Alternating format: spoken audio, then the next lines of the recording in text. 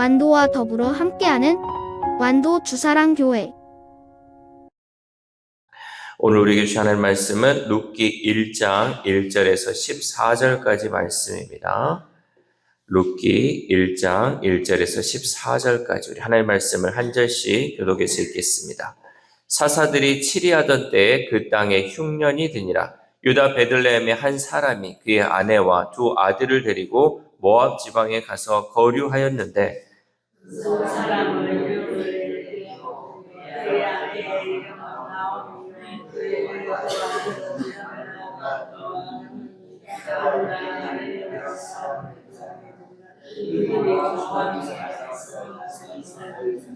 나오미의 남편 엘리멜렉이 죽고 나오미와 그의 두 아들이 남았으며 그들이 모압 여자 중에서 그의 아내를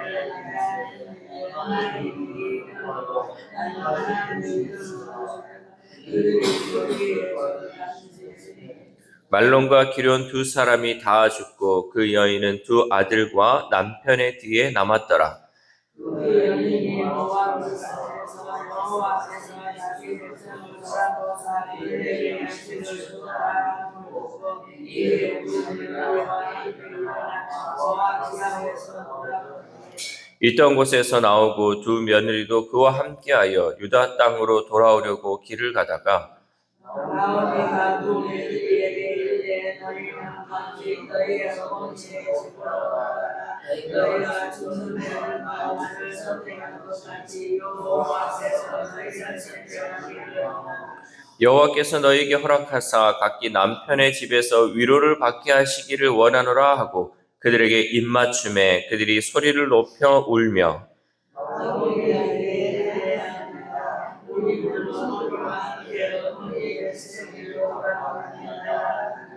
나오미가 이르되 내 딸들아 돌아가라. 너희가 어찌 나와 함께 가려느냐. 내 태중에 너희의 남편 될 아들들이 아직 있느냐.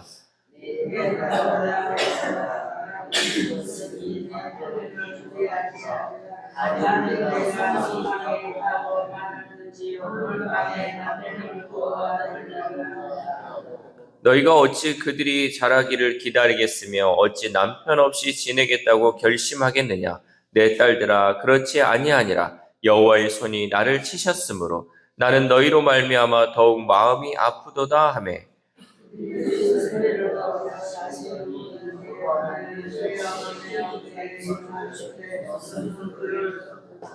아멘. 할렐루야. 오늘도 하나님 주시는 말씀을 통하여 오늘 하루뿐만 아니라 5월 한 달도 하나님의 은혜로 살아가는 귀한 하루 되시기를 소망합니다.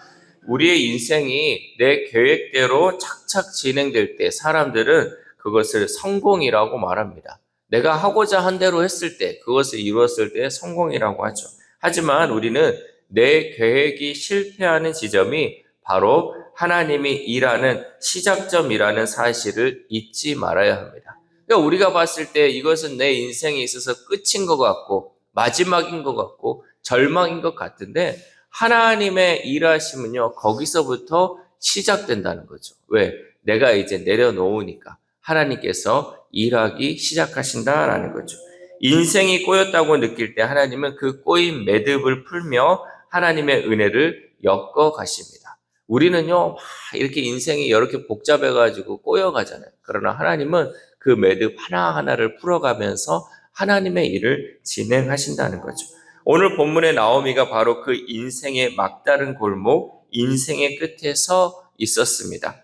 나오미의 절망은요, 단순히 한 가정의 비극이 아니라 사사시대라는 영적 암흑기 속에서도 하나님이 어떻게 새 일을 시작하시는지를 보여주는 소망의 통로가 됩니다. 여러분 지금 룻기가 기록된 것을 보면요, 그 앞에가 어떤 거냐면 바로 사사기. 그러니까 사사기에서 이 사무엘상으로 넘어가는 그 과정 가운데 있는 이 룻기는요, 지금 배경이 어떤 배경이냐면 사사기. 사사기는 여러분 우리가 알다시피요, 자기 소견에 옳은 대로 행했던 시대가 바로 사사기였어요. 하나님의 말씀대로 살아간 것이 아니라 하나님의 말씀이 기준이 아니라 내 소견에 옳은 대로 살았던 시대가 바로 사사기라는 거죠. 그러나 그 시대 가운데, 그 영적 암흑기 가운데서도 하나님은 여전히 이스라엘 백성들을 돌보시고 그들을 지켜주고 계셨다라는 거죠. 나오미의 가족은 베들레헴에 살았습니다. 우리 1절 말씀 시작. 사사들이 치리하던 때에 그 땅에 흉년이 드니라. 유다 베들레헴의 한 사람이 그의 아내와 두 아들을 데리고 모압 지방에 가서 거류하는데. 아멘. 이 베들레헴 지역의 뜻은 떡집입니다. 왜 떡집이겠습니까? 여러분, 지역을 떡집이라고 지었다는 것은 왜 그곳이 떡집이었을까를 생각해 보면요, 바로 하나님이 먹을 것을 풍성하게 주셨기 때문에 그런 지명이 나오지 않겠습니까? 여러분, 우리가 예전에 그랬잖아요. 완도 그러면 돈 많은 지역, 개도 10,000원짜리를 물고 다닌다는 그 놀라운 지역이 완도였잖아요. 그만큼 어떤 지역을 얘기할 때는 그 지역이 어떻구나라고 딱 상상이 되잖아요. 마찬가지로 이 베들레헴이라는 것은 떡집의 뜻을 가지고 있다는 것은 그곳에 하나님이 풍족하게 먹여주고 있다라는 거죠. 그런데 하나님의 약속이 있는 이 풍요로운 땅이었지만 그곳에 기근이 찾아오자 남편 엘리멜렉은 하나님의 뜻을 묻는 대신에 자신의 판단을 믿고 모압 땅으로 떠납니다. 우리 2절 말씀 시작. 그 사람의 이름은 엘리멜렉이요 그의 아내의 이름은 나오미요 그의 두 아들의 이름은 말론과 기론이니 유다 베들레헴 에브라 사람들이었더라. 그들이 모압 지방에 들어가서 거기 살더니. 아멘. 지금 이 떡집을 떠나가지고 모압 지방으로 이제 떠났잖아요. 근데 풍요를 찾아 떠나는 데 있어서 아버지 된다는 이 사람이요, 하나님께 묻지 않고 그저 자기의 생각대로 움직였다는 거죠. 왜? 그 시대가 바로 사사 시대였기 때문에 자기의 옳은 대로 그 일을 쫓아갔다는 거죠. 하나님께 묻지 않고 하나님께 기도하지 않고 그 결정을 내리다 보니 결국은 어떻게 돼요? 여기 들어가 살다가 다 죽어버려요. 이 풍요를 찾아 떠난 곳에서 남편과 두 아들은 모두 죽고 맙니다. 나오미는 이것을 두고 훗날 풍족하게 나갔으나 비어 돌아오게 하셨다라고 고백합니다. 그런데 이렇게 텅 비어버린 상황이야말로 오직 하나님만으로 채워질 수 있는 은혜의 공간이라는 사실이에요. 여러분, 우리가요, 잘 생각해 보세요. 우리가 만약에 이 속에 있는 것이 비어졌다, 내가 있는 것을 다 내려놓았다, 나에게 아무것도 없다 그러면요, 우리는 그렇잖아요. 아이고, 내가 가진 게 아무것도 없네. 그러나 여러분, 생각을 바꿔보시면 내가 아무것도 없으면 이제는 누가 채워주신다? 하나님이 채워주신다. 내가 비워내면 비워낼수록 하나님이 그 공간을 채워주신다라는 거죠. 그러니까 우리가 이 마음속에 내가 가지고 있는 이 욕심을 다 끄집어내야 돼. 이 안에 있는 것들을 다 비워내야지 하나님이 그 안에 은혜를 채워주시고요, 그 안에 우리의 부족함을 채워주신다라는 거죠. 이렇게 텅 비어버린 상황이야말로 오직 하나님으로만 채워질 수 있는 은혜의 공간이 될 수 있을 줄 믿습니다. 때로는 하나님께서 우리에게 더 큰 것으로 채우시기 위해 우리가 끝까지 쥐고 있던 가짜 소망들을 비워내신다라는 거죠. 그러니까 우리는 뭔가를 채운 것 같은데 이것은 진짜 소망이 아니라 우리에게 있어서 가짜 소망이죠. 하나님은 이것을 다 비워내게 하셔서 거기에 진짜를 심어주신다는 거죠. 우리는 문제를 피하려고 지도를 바꾸고 환경을 바꾸려 애쓰지만 하나님은 지도가 아니라 우리의 중심을 하나님께 돌리기를 원하고 계십니다. 이렇게 모든 것을 잃고 비참해진 나오미에게 한 소식이 들리죠. 우리 6절 말씀 시작. 그 여인이 모압 지방에서 여호와께서 자기 백성을 돌보시사 그들에게 양식을 주셨다 함을 듣고 이에 두 며느리와 함께 일어나 모압 지방에서 돌아오려 하여. 아멘.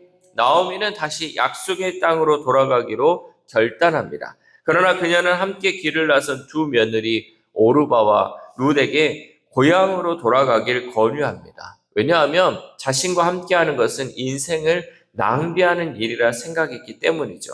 그러면서 나오미는 이렇게 한탄합니다. 13절 말씀 시작. 너희가 어찌 그들이 자라기를 기다리겠으며 어찌 남편 없이 지내겠다고 결심하겠느냐?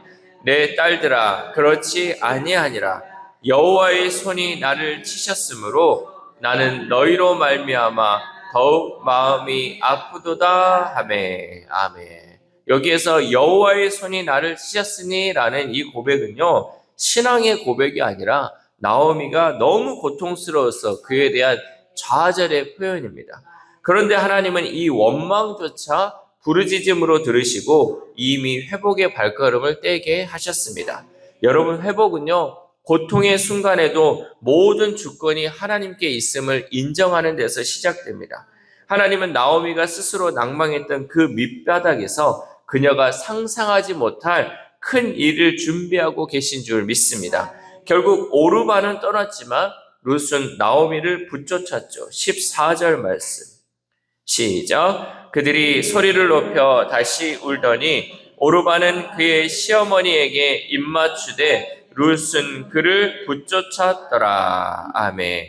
여기서 붙쫓았다라는 뜻의 단어는요, 창세기 2장 24절에서 부부가 한 몸을 이룬다고 할 때 쓰는 단어로서 접착제처럼 찰싹 달라붙어 절대 떨어지지 않는 상태를 말하고 있습니다. 나오미는 모두가 떠나는 그 절망적인 상황에서 내 곁에는 아무도 없다라고 울부짖었지만 하나님은 룻이라는 하나님의 은혜를 그녀에게 딱 붙여주셨습니다. 이것은 우리를 포기하지 않으시고 끝까지 추적하시는 하나님의 끈질긴 사랑을 상징합니다. 세상은 더 이상 유익을 얻지 못하면 우리에게 등을 돌리지만 하나님의 인자하심은 우리가 가장 가치 없고 낮은 자리에 있을 때 더욱 강력하게 우리를 덮어주시는 줄 믿습니다. 그러므로 인생의 벼랑 끝에서 우리가 붙잡아야 할 것은 세상의 방법이 아니라 나에게 접착제처럼 붙어있는 하나님의 신실하십니다.